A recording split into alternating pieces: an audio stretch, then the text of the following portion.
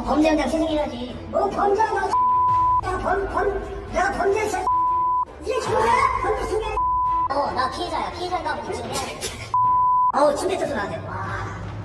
나랑 나랑 재수가 그러니까 몇달 맞아? 경찰 올 때까지 같이 있어요. 무슨 일인지 잔뜩 화가 난 남성. 내뱉는 말의 절반은 욕이고 심지어 침까지 뱉으며 거칠게 나오는데요. 출동한 경찰들 앞에서도 한치의 물러섬이 없습니다. 지난 2월부터 이 고시원에서 생활했다는 남성. 술도 마시지 않고 월세 한 번 밀린 적 없지만 고시원 주인을 너무나 힘들게 했다고 하는데요.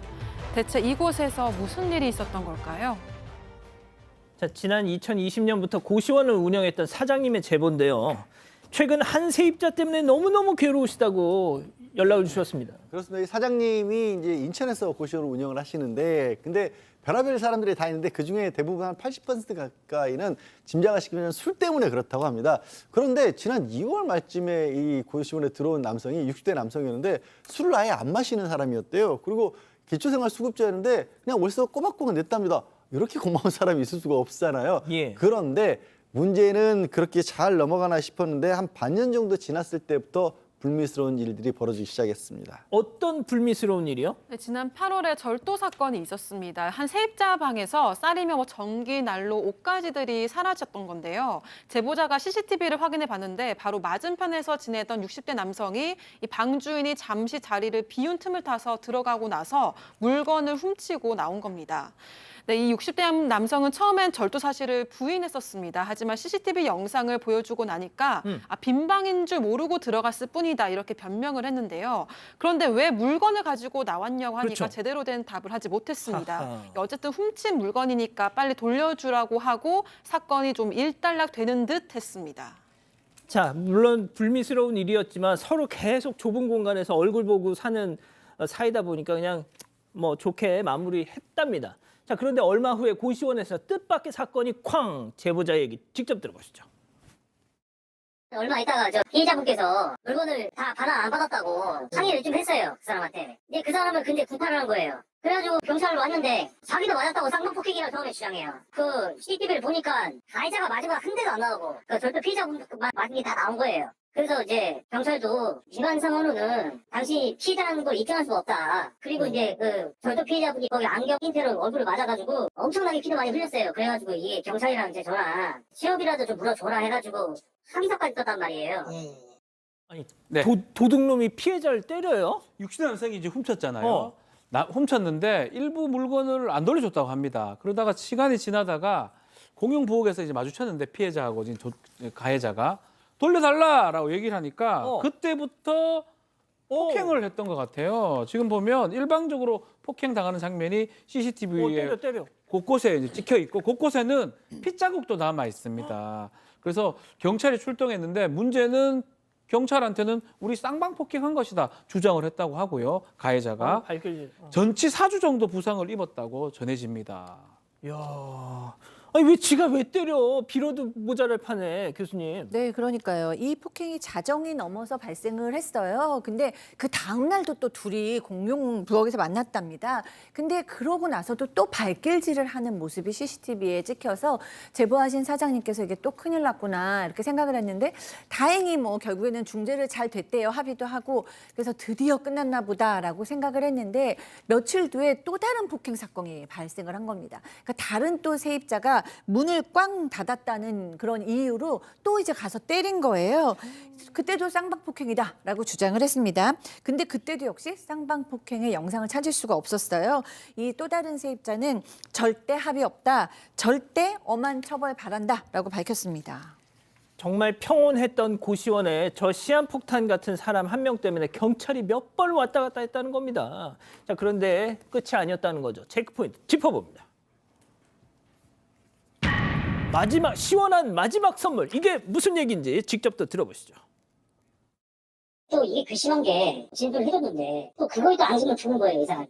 그래가지고 그때부터는 이제 밤마다 벽을 치고 항의를 하니까 이사비 내놔라 뭐 하고 막 내가 뭐 조폭이랑 싸워서 옛날에 이긴 사람이다 막 그러고 그리고 막 나중에 또 앙심 품어가지고 뭐 벽에다 커피 뿌려놓고 오줌 싸고 조폭이랑 싸워서 이긴 사람이 왜 거기 있어요? 자, 백다희 아나운서. 네. 앙심을 품고 무슨 해코지를 했다는 거네요. 네, 이 남성이 본인 방의 벽을 막 치면서 소란을 피웠고요. 또 제지하면 소리를 질렀다고 합니다. 이 제보자와 다른 세입자들이 이럴 거면 나가라고 했지만 듣지를 않았습니다. 결국 제보자가 경찰에 신고를 했고 추가 범행을 막기 위해서 이 영상을 찍고 있었는데 아까 보신 것처럼 제보자를 향해서 뭐 침을 뱉고 욕설을 한 겁니다. 또 공용 공간인 세탁실에 커피를 뿌려서 벽을 엉망으로 만들기도 했고요. 세탁실에 좀 대놓고 소변을 보기도 했습니다. 문제는 바로 그 다음 날에 이 남성이 퇴실을 했다는 건데요. 마치 마지막으로 뭔가 행패를 부리고 가듯이 곳곳을 엉망으로 만들고 갔던 겁니다. 아유, 지금 세탁실에서 소변 보고 있는 장면까지 지금 나오고 있는데 양 변호사님 정말 고시원 사장님 이거 해가지고 돈 얼마나 벌겠어요. 그런데 저 인간 와서 완전히 그냥 난장판을 만들고 간 겁니다 지금. 그리고요, 그 방을 뺐다고 하는데 방도 그냥 뺀 게 아니에요. 이 방을 폐실하면서 열쇠도 안 줬답니다. 나중에 방을 으차으차 열고 들어가 봤더니 저지경이 돼 있었던 겁니다. 쓰레기 천지를 만들어 놓고 군데군데 담배로 뭐 이렇게 지지어 놓기도 하고, 아까 보셨지만 도대체 무슨 심산인지 에어컨을 청테이프로 돌돌돌돌 막아놨다라는 거예요. 결국 이 지금 사건에 관련된 분들, 이 사장님, 막아놨네. 예, 저 아마 에어컨 바람 못 나오게 저렇게 만든 것 같은데, 이 고시원 사장님 같은 경우에는 뭐 재물손괴나 업무방해, 그리고 또 이 뭐 사람들이 있는 데서 욕설됐기 때문에 모욕까지 같이 해서 고소를 했다라고 하고, 처음에 절도 폭행당했던 피해자 있지 않습니까? 그 피해자도 절도와 주거침입으로 또 추가적으로 고소를 했다라고 하는데 다 성립될 가능성이 높아 보이네요. 자, 이거를 그냥 허허 뭐 별 희한한 인간 다 있네 이렇게 넘길 것이 아닌 게 말이죠. 네. 박 변호사님 2008년 10월에 강남 논현동에서 네. 이 고시원 살인마 그렇죠. 정상진 아십니까? 알죠. 예. 고시원에 불을 지르고 나서요. 고시원 입구에서 불을 피해서 도망 나온 사람들을 향해서 알아요. 무차별로 흉기를 휘둘렀습니다. 그래가지고 무려 5명이 숨졌어요. 그런 범죄가 뭐 무동기, 이상 동기 범죄 이렇게 해당하는데 시작 자체도 좀 이래 보이거든요. 절도, 폭행. 그 주위에 있는 임차인들끼리, 고시원 있는 사람들끼리 그냥 이유 없이 폭행이나 절도를 범행하고, 다만 주인 입장에서는 의사소통을 제대로 못해서 왜 저러는지는 알 수는 없었다고 합니다. 다행스럽게 강제로 내보내지 않고 본인이 나갔기 때문에 다행스럽긴 한데 어쨌든 간에 상당히 답답했다고 해요. 앞으로 또 문제가 일어나면 어떡할까? 뭐 절도, 폭행, 또 방화 뭐 등등 다른 것들이 일어날 가능성이 매우 있기 때문에 현행 법이 조금 문제가 되는 것 같아요. 공공임대 이런데 자격 요건이 안 되는데 거짓으로 들어갔을 때 이럴 때는 재계약하지 않을 수 있습니다. 근데 지금처럼 이 임대인, 임차인들끼리 범죄를 저질렀을 때 아니면 생명, 아니면 신체에 피해 줬을 때 이게 재계약 불허 조건이 안 됩니다.